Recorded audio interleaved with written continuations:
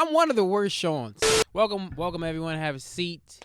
If you are here for the world's most secret podcast, you are in the right place. If you were looking for the world's most sacred podcast, that's actually in the other building, and I don't really have time to give you directions, but good luck to you. But for those of you who are in the right place, yes, you've heard correctly. This is the reigning, defending, undefeated, undisputed, most secret podcast in the fucking world. That's right. Nobody asked Shawn. Good job. 420 was yesterday, and shout out to anybody who's not in 8th grade that celebrates 420. That shit is hilarious to me. 420 is so funny. Like, today is the day that we celebrate weed, I guess. And we will celebrate by smoking it, which is something we do every day. But today it's special because of the cool number. 420 was always dumb, but I guess it was fine when it was just like kind of like not a mainstream thing. But now it's just like, just like smoke weed and shut the fuck up. Shut the fuck up. Weed is like so commonplace that it's like it's not worth even discussing. You know what I mean? It's like if they had a cigarette day. Yeah, niggas was like, happy cigarette day, man. Everybody like, you know what I mean, was making their social media cigarette branded, and it was like, yo, at 8:15 and also 9:15 and 10:15 and 11:15, we're gonna take some cigarette breaks. Yo, cigarette breaks is bullshit. Like, the fact that niggas, just because you decided to pick up a habit, you get to go outside of work several times a day, and I'm a nigga who don't smoke cigarettes, so I just gotta sit in here at my desk, which I don't have a job, but I used to have a job, and niggas was taking cigarette breaks, and it's like, this is a choice. If you went to a job and you was like, yeah, I'm just every hour, about 10, 15 minutes, I'm going to just take a yoga break. They were like, absolutely not, bro. We need you on the floor. That shit is stupid. Cigarettes day would be stupid, just like 420 stupid. An interesting day would be like cocaine day, like doing lines day. That would be a day to celebrate where niggas would be like, yo, you know what I mean? Like, we out in the open with this shit now. Like, it's, you know what I mean? It's like Pride Day, but if like taking pride in doing coke. It's African American Women's Fitness Month. African Americans Women's Fitness Month. And this week's African American women who's fit of the week is someone I was thinking about, and like, she probably should have had this award first, and it's the legendary Miss Twerksome. I mean, if she's not an athlete, I don't know who is, man. She's got incredible grace and body control. Remember that video when she was like smoking 2 blunts at the same time while she was twerking at the party? Like, bruh, the lung capacity, the breath control, the body control, all on display at once. If she's not an athlete, I don't know who is. And to be honest, she's probably the only athlete in the world who I'd rather watch do what they do well than Steph Curry. It's Miss Twerksome and then Steph. I mean, Steph is amazing. You saw he was doing these past 10, 12 games. But even beyond that, yeah. But Steph can't compete with that. The double blunt twerk, Steph. I ain't never seen Steph do something more enticing than that. Like, I've seen more amazing stuff for sure. I've seen all sorts of amazing stuff from Steph. Nothing made me want to get up out my seat more than Mr. So yeah, Miss Twerksome. Yeah, I'm saying, you are Nobody Asked Shawn, African American woman who happens to be fit of the month.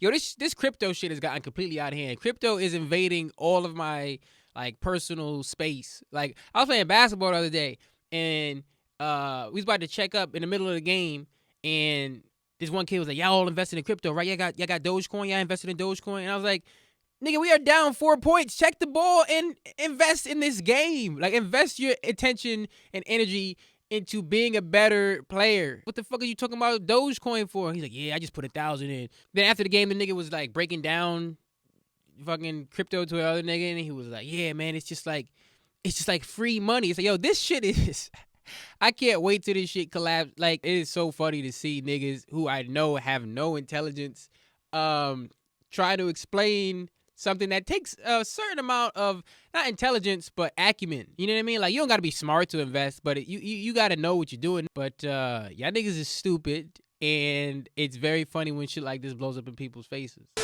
The Derek Chauvin trial was yesterday. The nigga got found guilty. I know that nigga was shocked. I know that nigga woke up yesterday morning, like, we got to make this quick. He called all the homies, like, yeah, we going down to Old Sullivan's tonight, fellas. I know when they said guilty, he wanted to pull the jury foreman aside. Like, can I talk to you for a minute, bro?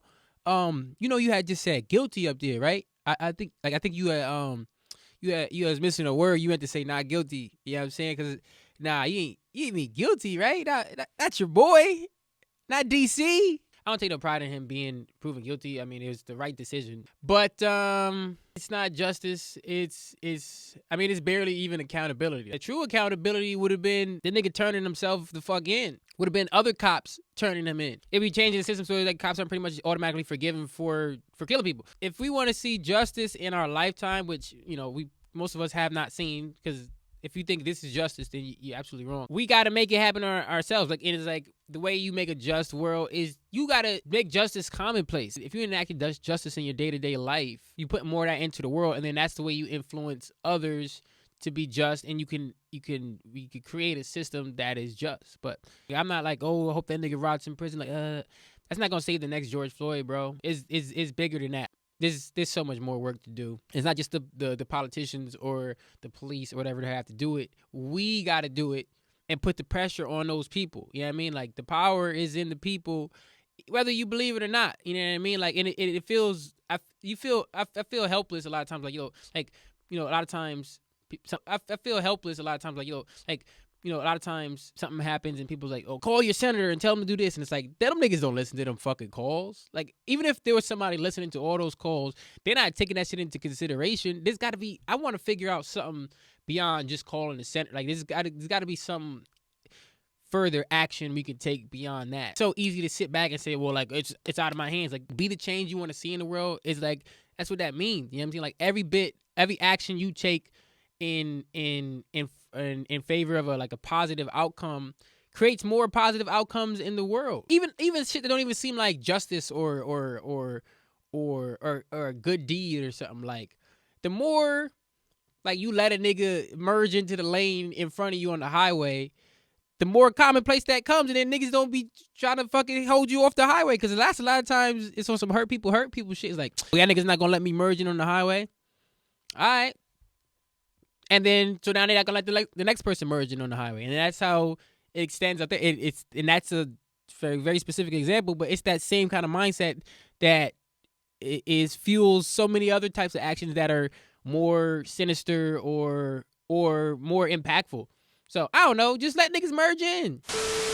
And now for my favorite segment of the show, Nobody's Ask Shawn, where you guys ask me questions or send me topics to talk about. Send in your questions to Nobody Ask Shawn on Instagram or nobodyasksean@gmail.com, or text me or whatever.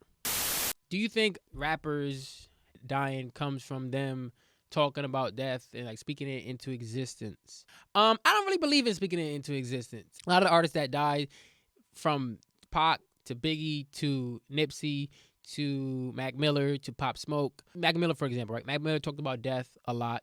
But I don't think he died because he talked about his death. I think he died because he OD'd. He was doing drugs and he OD'd. Same with like DMX or something. It's like they just found themselves in a situation where they knew they could die from what they were doing. But I don't think it's because of the death. Pac and Biggie, it was like they were getting involved in shit that was getting a little testy. And I mean, I just don't know if I believe if words have power. If words have power, I would already be rich and dead by my own hand. How many times I talk about killing myself just as a joke? Or jury's still out, I guess. There's still time, but I won't. I think words only have power if you give them power. You know what I mean? Like, the words always still have to have action behind it. I don't begrudge anybody who believes that words have power. It never really seemed that way to me. I feel like they can if you give it to them, but I think there always has to be action behind it. You know what I mean? And I think a lot of times niggas were taking actions that kind of led to their outcomes. You know what I mean? I'm not saying there's no such thing as innocent bystanders or niggas just being like a mark for somebody, but I think a lot of times it's like the actions that niggas was taking is what leads to their demise, if you will. Do I believe in ghosts or the supernatural? Hell no, I don't believe in ghosts. Yo, ghosts is so stupid to me because it's like, yo, if there are ghosts, that confirms that there is some sort of afterlife.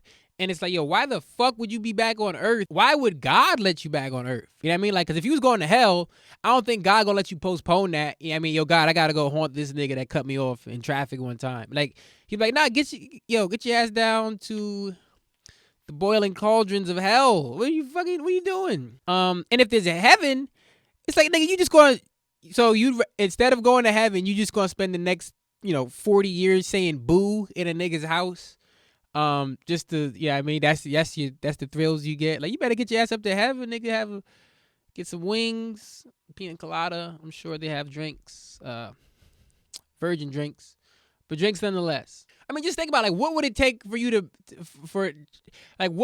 would a nigga have to do for you to want to haunt them? I can't even think of what it would be for me. I mean, actually, you know what? I would haunt a nigga like me who doesn't believe in ghosts just to confirm, just to fuck that nigga's head up. You know what I'm saying?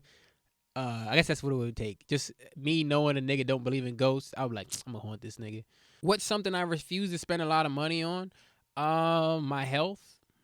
Fuck that shit. Doctor bills are crazy. Like, have you ever seen a doctor bill when you didn't have insurance? It's like, oh hell no, nigga, I'ma just die. I dislocated my shoulder one time, and I didn't have insurance, and I saw the bill. This was like 2014. I still ain't paid that shit, nigga, and my shoulder has never healed. Now my shoulder is just out of place permanently. I'm never gonna spend money on my health, nigga. I'll let y'all niggas spend money on my health. I'll go fund me the shit out of some health care, but nah, no. What would I splurge on though? I splurge on like a nice meal. Yeah, I splurge on food. I remember one time when I was in high school, there was this grilled cheese truck, and they had grilled cheese sandwiches for like $7. And I was with my friend Ivan, and I bought one, and I loved it. So then I went back and bought another one for $7. He's like, nigga, you just spent $14 on grilled cheese. Like, but this shit is so good. And it was very good from the cheese truck in New Haven. What is your favorite physical and personality traits about yourself? What is this question? Are people not aware of like my persona? Like, I do not enjoy myself in any way, shape, or form. I mean, no, I guess I like my smile. Sure. Like my smile, like my long legs. My smile and my long legs. And personality trait, I think that's where I hate myself the most. I don't like anything about my personality. Everything about my personality has been detrimental to me in the past. I goof off too much. I'm too sarcastic. I'm too much of a smart ass. I'm too talkative. I'm too lazy, too reactive and not proactive. It's not too many traits I like. I guess I like being sarcastic. I like being funny. You know what I mean? I like being funny. I used to like being smart. I used to think I was really smart, and I liked being smart. And then I met smart. Like, I got older and I met smart people and realized I wasn't smart. And also, there's no value in being smart. I wish I was stupid so bad. Not that I'm not stupid, but like really, really stupid. Where it's kind of like you can kind of just distance yourself from like having to make like critical decisions, like critical thinking decisions, and like just kind of float through life. I know some people like that, and it's like they seem to be really enjoying it, man. But I am a critical thinker, and I'm not enjoying it. But I mean, I guess I like being funny. I like being someone people like having around because it's like you might have a good time, you know? Do you believe in the multiverse or parallel universes? And if you do, would you kill all the other versions of yourself to become more powerful, or would you just visit? I don't believe in multiverse and shit, but if I did, hell no, I'm not. Because I know me. First of all, I want them niggas to flourish. You know what I'm saying? First of all, I don't want to kill niggas off and let them, like, you know what I mean? Let them rock. Because, like, I know there's several million versions of me that are actually ambitious, that are actually successful. I don't want to fucking, you know what I mean, stop they shine. But also, I don't think I would be able, like, I don't think I'm the version of myself that would be able to kill the other versions of myself. Like, there's versions of myself that actually go to the gym and work out. There's versions of myself that were in the streets. There's a version of myself that kind of joined some sort of, like, shadowy assassins organization and became a killer for money. And he's one of the most dangerous people in the universe. And I'm not going to beat that nigga. I don't think I could beat up most of the other versions of myself because they're better. If there's a spectrum of like Shawns in the history, I'm one of the worst Shawns. I'm in the lower 30% of Shawns. This ain't the one. Like, yeah, you know what I mean, like I would let them niggas flourish. I wouldn't even visit them niggas. I wouldn't want them to have to see this. Like, they're like, damn nigga, like this is what you doing in other universes? You just fucking around doing a podcast in your basement. You stupid ass nigga. You should have fucking did well in college and actually got a degree that was worth something. Fucking dumbass wanted to be a stand-up comedian. That's all the questions for this week. If you sent me something I didn't answer this week, it's just because I just didn't feel like it. And I'll answer it in a future episode. I promise you I will at some point. I'm going to list a bunch of things that I want you guys to do that you never do. Like, subscribe, share, hit that little save button. None of you guys are going to do this, and I guess that's okay. Bye. Hulk Hogan, we coming for you, nigga. I don't remember asking you a goddamn thing.